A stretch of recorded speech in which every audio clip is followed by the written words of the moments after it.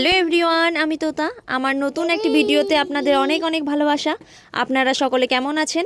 আমরা একটু কম ভালো আছি, কারণ বাবুকে নিয়ে আমাদের আরও একবার ডাক্তারের কাছে যেতে হচ্ছে। কেননা বাবুর আমাশাটা এখনও সারেনি।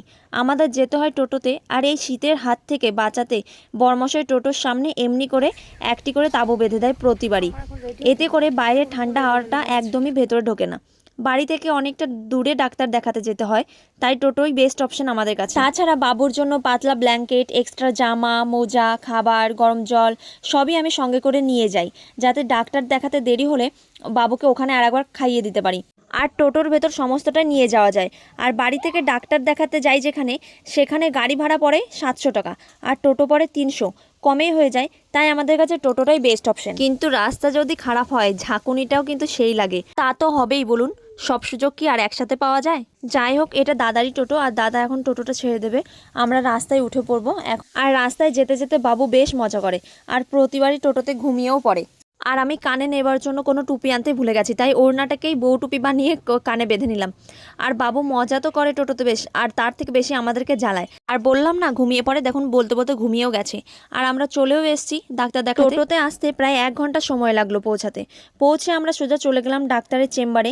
এখানে এসে দেখি বাবু রাস্তায় আস্তে আস্তে কখন যেন পটি করে দিয়েছে। সেই জন্য না নিজেকে খুব অপরাধী লাগছিল আমার, কারণ বাবু কখন পটি করেছে সেই অবস্থায় ঘুমিয়েছিল, অথচ আমি দেখতেই পাইনি। তাই চেম্বার থেকে টোটোর কাছে যেতে হলো সমস্ত কিছু চেঞ্জ করতে।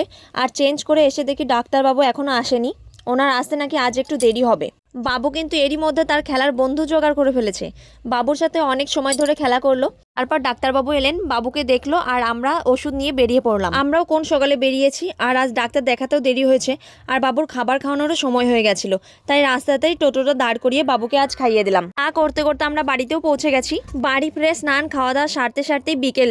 ছোট দিনের বেলা কোথা দিয়ে দিন চলে যায় বোঝাই যায় না। আজ আবার বাড়ির রান্নার গ্যাস শেষ হয়ে গেছে সকালে। গ্যাস নাকি সন্ধ্যা 7টার আগে পাওয়া যাবে না। তাই বরমশাই পুরনো ছোট সিলিন্ডারটা বার করে দেখছিল সেটা ঠিক আছে কি না। অনেক দিন ব্যবহার নেই, তাই জং ধরে গ্যাস বেরোচ্ছে না।